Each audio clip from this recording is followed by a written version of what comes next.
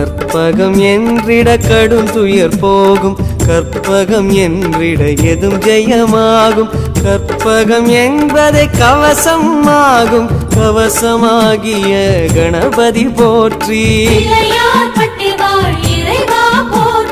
காலம் மூன்றும் கணிப்பவன் நீயே, காப்பதும் கடமை கற்பக தருவே.